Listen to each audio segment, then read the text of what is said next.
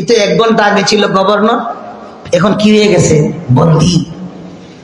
বুখারী শরীফের রিওয়ায়াতে আছে ফারাবাতুহু বিসারিয়াতিন মিন সিওয়ারিল মসজিদিন নববী সাল্লাল্লাহু আলাইহি ওয়াসাল্লাম, মসজিদে নববীর পালার সাথে বাঁধিয়ে রাখছেন।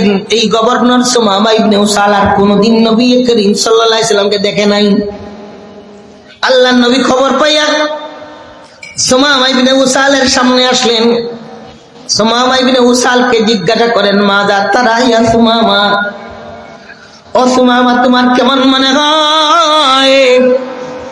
তুমি কি ধারণা করো আমি তোমার সাথে কেমন আচরণ করতে পারি? সুমামা ইবনে উসাল নবী করিম সাল্লাল্লাহু আলাইহি সাল্লামের নূরানী চেহারার দিকে তাকায়। আর কোনদিন আল্লাহর নবীর চেহারা দেখা হয় নাই, এই সর্বপ্রথম নবীর চেহারায় আনওয়ার দেখা হইল।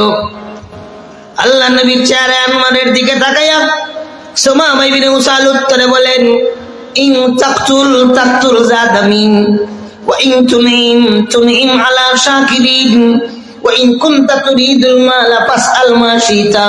ও মুহাম্মদ, আপনি যদি আমাকে হত্যা করেন ঠিক করবেন, আমাকে হত্যা করার মতো একাধিক অপরাধ আমি এর আগে করেছি, আমাকে যদি আপনি মাফ করে দেন কৃতজ্ঞ পাবেন, আমি আপনার শুকরিয়া আদায় করব।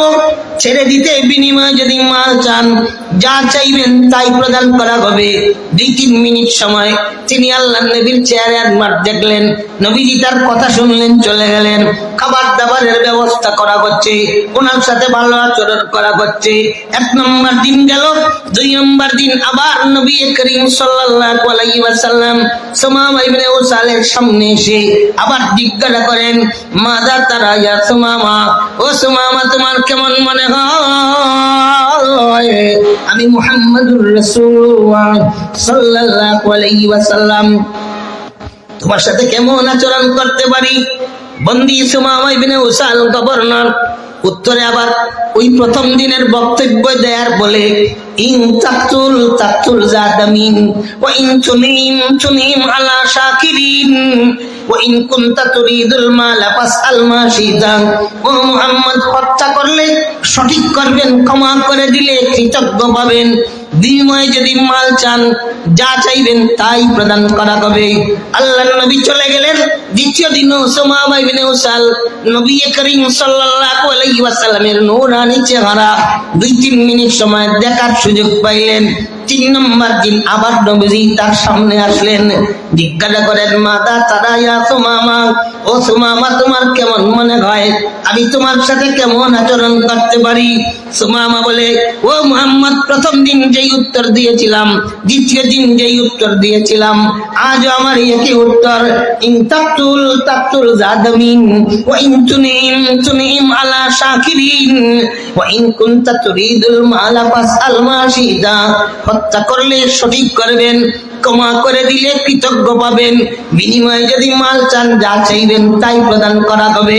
দয়ার সাগর রাহমাতুল লিল আলামিন সাইয়্যিদুল আউওয়ালিন ওয়াল আখিরিন হযরত রাসূল করিম সাল্লাল্লাহু আলাইহি ওয়াসাল্লাম সাহাবায়ে কেরামদের জানায় দিলেন, আতলিকু সুমামা, ও সাহাবারা, আমি আমার গভর্নর সুমামা ইবনে উসালকে maaf করে দিলাম, তোমরা তার বান ছুটায়া দাও।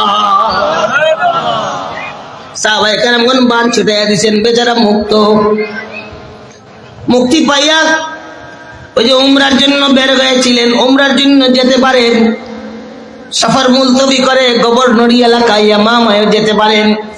কিন্তু আচানক ব্যাপার, উমরার জন্য মক্কাতুল মুকাররমায় যাওয়ার প্রস্তুতি নেয় না, গভর্নরি এলাকার দিকেও যায় না। মসজিদে নববীর পাশে পানির কুয়া, বন্দি থেকে ছুটেই উনি পানির কুয়ার দিকে গেলেন, কুয়া থেকে পানি উঠাইলেন, পানি উঠাইয়া গোসল করলেন, জামা কাপড় বদলাইলেন, সাহাবায়ে কেরামদের নিয়ে নবী করিম সাল্লাল্লাহু আলাইহি ওয়াসাল্লাম মসজিদে নববীতে বসা। গোসল শেষ করে জামা কাপড় বদলিয়ে গাম্ভীর্য ভাব নিয়ে আবার মসজিদে নববীতে ঢুকলেন। রাহমাতুল লিল আলামিনের দরবারে এসে উনি ঘোষণা দেয়, কি ঘোষণা শুনেন? উনি বলে, আশহাদু আল্লা ইলাহা ইল্লাল্লাহ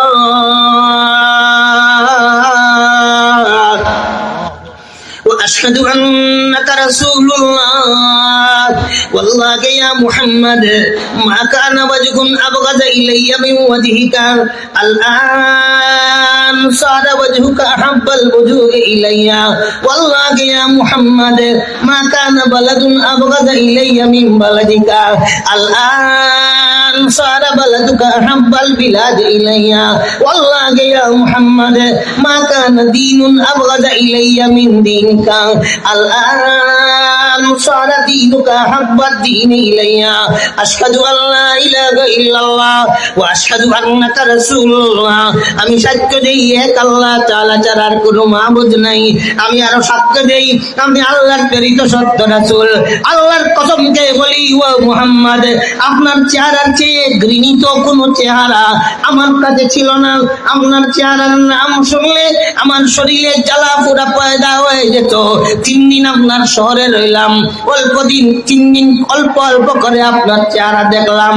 আমার মনের গতির এমন পরিবর্তন হইল, দুনিয়ার সকল চেহারার চেয়ে একমাত্র মায়ার চেহারা আপনার চেহারা অন্তরে হয়ে গেল।